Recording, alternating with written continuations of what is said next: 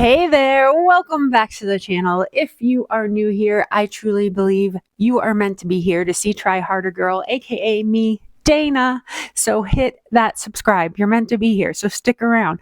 I'm motivating through my daily life just to know that we're all semi-normal and we all have shared experiences, and it's nice to kind of just feel that with people and know that you can do whatever you put your mind to because other people are out there doing it too. On today's video, I am going to be talking about Ironman California. So maybe you have no interest in Ironman California, but if you do, stick around. If you've already done it, you might find some relation to this. If you're about to do it, I'm going to do a video on the swim, bike, and run about how every level is. So first up is swim. I'm going to do separate videos on like transition and check-in. I might clump that all together, the Sacramento experience. But for now, we're going to start out with the actual events of the triathlon. So first up is the swim. So I picked Ironman Sacramento, California a couple years ago because of its proximity to me. It's about 2.5, 3 hours from where I live, right outside of Reno, Nevada. And I've been lucky enough that I've gotten to go and do some practices. This will be my third time doing Ironman Sacramento. So that's kind of my experience with it. If you're wondering like, hey, who is this lady and why is she talking about this? I did it last year and I did it in 2023. So 2023, 2024, and I'm about to do it coming up here in 2025. Like I said, I picked it because of my proximity to it, meaning it's about 3 hours away for a full. That's the closest full around here. It's nice not to have to, especially for my first one, not to have to travel. I did it as my second one because I wanted to beat my time. I had a really bad experience with my stomach during the run. We'll talk about that later. But now I have a goal time. I have injury this year, so we're working on that. That's here nor there. We're going to talk about the swim today. And like I said, my proximity to it was one of the reasons to do this race. And I've gotten to go and do a practice swim in the water. If you get a chance to get to Sacramento before the race, I highly recommend it. It did help me mentally, especially being my first time. And also, it's nice to kind of like get the feel of it, see how cold it's going to be, all of that. So some of my experience comes from my practice, and then, of course, some of it from the actual races. I've always done my practice swims about a month out. So in the month of September, usually from the race. And then of course I get in the water that Friday or Saturday before the race. So something to note if you go to the practice swim is how you get down to the swim. So early morning on race day, there's going to be 3,000 people there. It might not seem hard when you go down to the swim when you're going to practice, but it is a single file, double file, breaks into where you can get about 4 people lined up in a space, but it's very, very tight to get down there. I thought I had a video of me getting down there, but I can't find it. But here's a Google image of kind of this like goat trail that leads you down to the water. It's good to know that morning of, you will be in a big line lined up to go to the swim. You get to the swim by catching shuttles from transition. There is no parking or any spectator space for people to be at the swim. Now it is at a park-ish area, but it's not wide open for a whole lot of people to be at. So you can get dropped off. You can get Ubered there. Mind you, it's 5:30 in the morning, so Ubers are going to probably be hard to get. But I recommend just taking the shuttle. It takes about a 12, 15-minute ride over there just because buses are slow. But other than that, like it's not hard to get on the shuttle. Kind of enjoy your time with the people that are about to go do the race with you. You can get dropped off, but they recommend not spectators staying around. 1, 2, they can't go down to Swim's Heart because of how tight this area is. So that's the little road to get down there. And then once you're down there, the beach looks like this. I do have video of it because I've been multiple times for practice. And it is, it's a little small beach also. You have no opportunity to get into the water before the race starts either, because there's not enough area there. It is a river swim, so you're jumping into a river, not a big lake or body of water in that sense. It is a big river because you get two conjoining rivers. So something to think about, your spectators can't be there with you. It is a small space, so get all your stuff together and feel good before you get into line for it. Now, doing this the third year in a row, this is one thing that I'm going to make sure to do. Get in line earlier than you think you need to. Once that line starts forming, it's also kind of tight. So if you want to be in, so you get seated based on what you think your actual time is. So if you are a 2 minute per 100 meter swimmer, you would get in that 120 area, right? So this swim is fast, as the water does move fast. We'll talk about that a little more in a second, but you're going to seat yourself where it would be without the help of the water. So seat yourself in that water area, in the time area that you think it will be. But if you don't start to get in line, like I want to be around that hour line, that hour area, that 55-minute area. And it was hard to get to that area because just how tight it is. So get yourself earlier into line. Before you get into line, there's porta potties. There is bag drop off. So you're going to take anything that you don't want to swim with you. So if you brought shoes down, extra pairs of goggles, food, flip flops, whatever it may be, you would want to make sure you put it in that morning drop off bag that you're going to get at transition. You're going to give it to the people there. They're going to sort it for you. Make sure you have your goggles, because I forgot that last year. I put everything back in my bag and it was just me. And then I realized my goggle and my swim cap were still down in my bag, but they ran back and got it for me. So make sure you have that. Get yourself in line earlier than you think.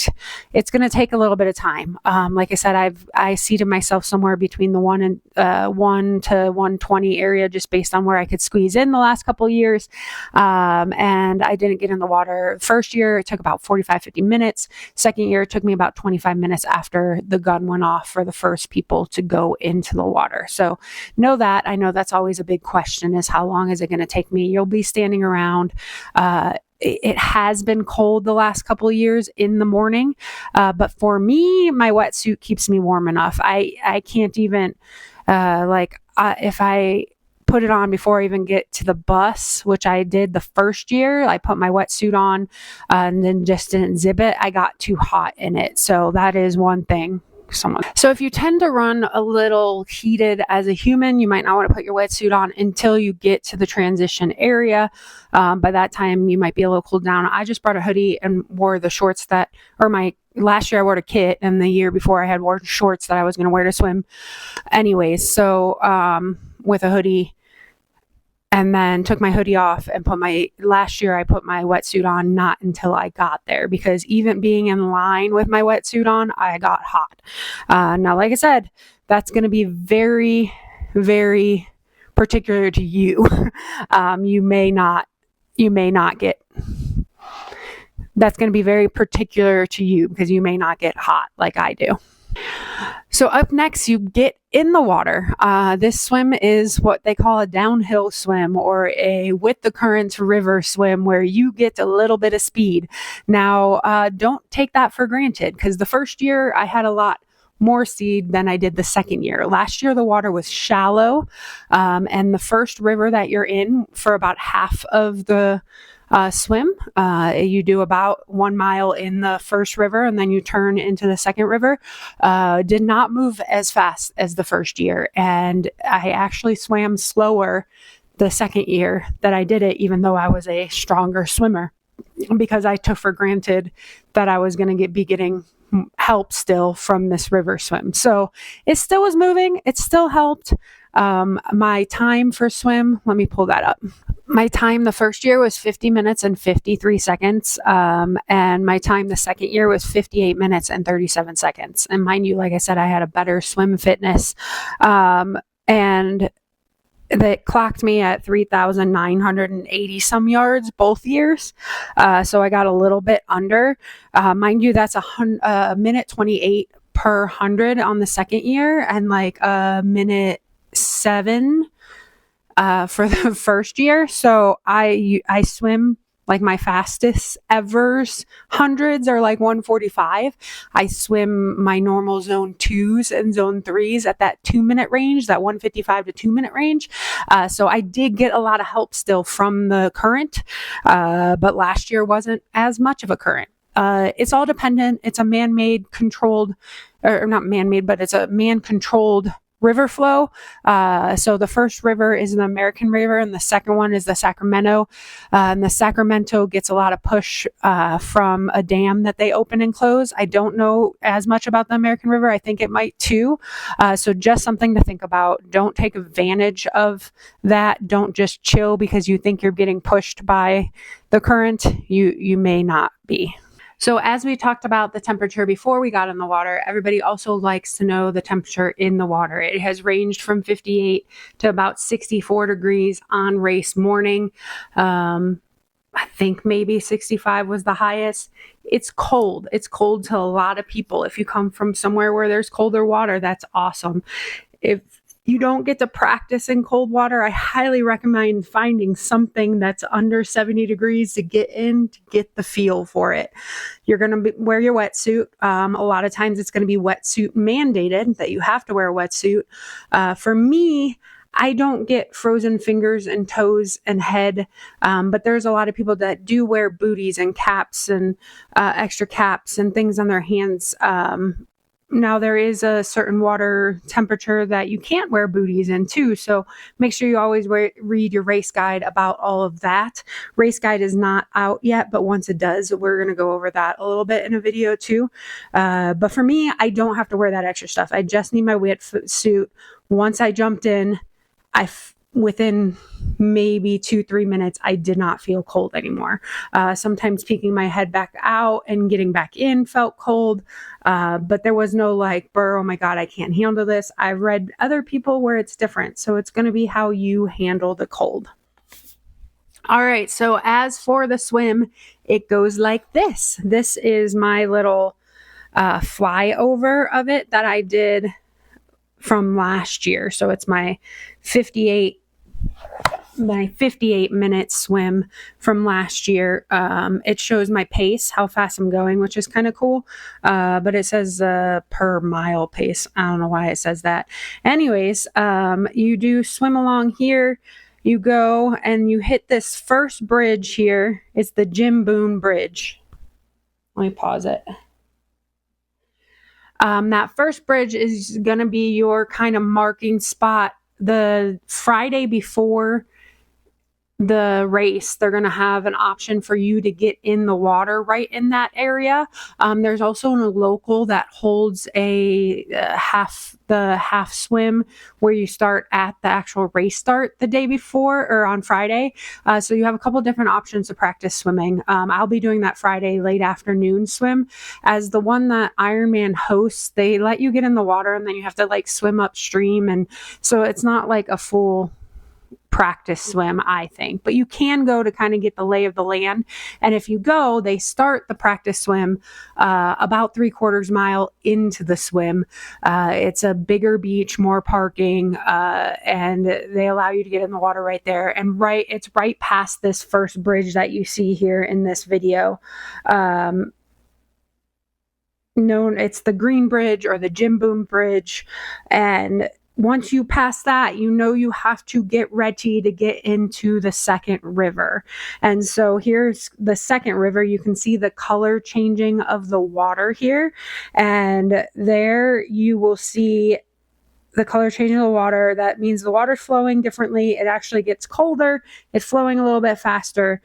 So you'll know. But there's going to be a buoy that you have to get out and around. It's something that they've worked on placing so that it's easier to get out and around. But you want to merge yourself over to the right hand of the river that you're leaving so that you can take that wide turn to get around that buoy, because you're going to we're keeping the buoys on our left hand side the whole time during this swim. You're going to eventually be near the other side of the river, so you're almost swimming all the way across to get out. Now they do keep you in a centered area while you're swimming down, but then eventually you get out at a dock that's going to be on your right-hand side while the buoys are all on your left-hand side. So here's the Sacramento River part of that swim. You're going to go under the first bridge, and then if you hit another bridge, you have gone too far. That's the Golden Bridge. You will not be able to go too far. You'll see they'll move you over. There's a dock there. I have some pictures of the dock here. I also thought I had a video of me going up the dock out of the swim, but I do not. But here's a picture of the dock that we get out on. They put up ramps for us to kind of seal our way up, meaning you kind of like swim onto it and you're like a little seal, and then you get up and you have to run up a dock into transition. So that is Ironman Sacramento Swim. How far do we swim? 2.4 miles, isn't it? Yeah, I don't know why I was second guessing myself. 2.4 miles. Here's the map that Ironman actually puts out. And this is just a 2D map. What's cool is that you can bring up these locations on Google Maps and kind of zoom in and look at it. I do recommend going into that area. You'll be able to walk from T1/T2, they're in the same spot, over to the swim exit. The swim start is obviously a couple miles away, and it's walkable. But the area that swim start is in isn't the best area in Sacramento. So I don't know. We never walked over there. We always Ubered to get over there and just kind of get the lay of the land. But my hubby has on race morning picked up one of those scooters that you can rent, and scooted over there on the scooter to be able to see the race start and take pictures from the bridge and stuff. This is some of the pictures he got from the bridge, which is kind of cool, of people swimming. So this is people swimming in the water. What other questions would we have about the swim? You get out. I've had this upside down the whole time, so I'm sorry that sound was different. You get out of the water and it is a long transition. So we will talk about T1 a little bit in this video, but I'm going to put transitions maybe in a separate video. I don't know. Let's talk about it. T1, you get out and you have to run up this long ramp. It's, I'm going to say just under a quarter of a mile. I do have my transitions on Strava too, so I'll make sure to screenshot those and put those here to let you know how I think it's about a half mile total. I want to look. Strava clocked my transition at exactly a half mile. It took me 12 minutes last year. I want to get that a little bit faster. I mean, I meandered up the ramp, up the dock, from the dock, because there's just a lot of people on it and there's no point to run up that because it doesn't seem safe. I jogged over to the wetsuit strippers. So that's a good thing to have at transition. You lay down, you put your feet out, you point, and they know how to rip that wetsuit right off of you. It's going to save you time. I promise. Let them rip it off of you. You take your upper part off and they get the bottom off for you quick. And then I jogged over to transition. So, and that half mile also entails me running through transition and running out of transition. So it's long, but it's not super long, because, you know, depending on where your bike is in transition, and then plus when you transfer over to the next part. So it is a little bit of a distance. It does suck, but it is what it is, right? It's part of the race, doing the transition. Any other questions about the swim? For me, I enjoy this swim. I go back to California because of the swim. It's an easier swim. If I was in an ocean, it would take me an hour and a half to get 2 miles in. It will take me under an hour. I'm hoping under 50 minutes this year, because I am going to push a little bit differently is the goals. And that's my biggest tips is make sure you get there and try to practice a little bit. If you can't get there, try to find water that's under 70 degrees and feel what it feels like to you. Get practice in your wetsuit, putting it on, being in water in it, hopefully water that's also under 70 degrees. And what else? Don't take the fast water for granted. That's my biggest tip for this is don't think, oh, this water is just going to take me. You still do have to put in the work in this. There's a couple races. My hubby did Washington 70.3 last year. That one just passed, and that water is super zoomy. Like could just float. The mile distance only took me like 23 minutes one of the times we did it. I know up in Oregon, they say it's even faster than that. The pros are getting out of that water in like 16 minutes. And that's, insane because they're push swimming. And so, but this water it's fast, it's moving, but it's not that fast. So you can't rely on it to get you out of the water. Now, most of the time, I don't think there has been DNFs because of time. But I don't know. It can happen. You can sit still, especially if you find areas to the side. You want to stay up the middle when it's fast moving water because that's where it's going to be the fastest. So those are my Sacramento water recon, getting in the swim. If you have any more questions about it, I'll do a second video. Drop the questions below, or I'll answer your questions below, or I'll do some quick hit ones in reel, or not reels. What do we do here? Shorts on YouTube. So yeah, let me know if you have any questions about it. That's just my coming up on my third time opinion, and being in that water a couple times. We always do our practice swims there. I didn't get there for a practice swim this year, but have seen a couple people measure the water at about 67 degrees and about at the movement as it was last year. The American River being slower than the Sacramento River, which means the second river you get in helps you get to the end, which is nice. So our next video will be on bike. Again, if you're new here, I'm super proud of whatever you get done today. And that's what I always want to remind you, to not let your I want tos turn into I can'ts. And I love you, and I will check in with you very, very soon.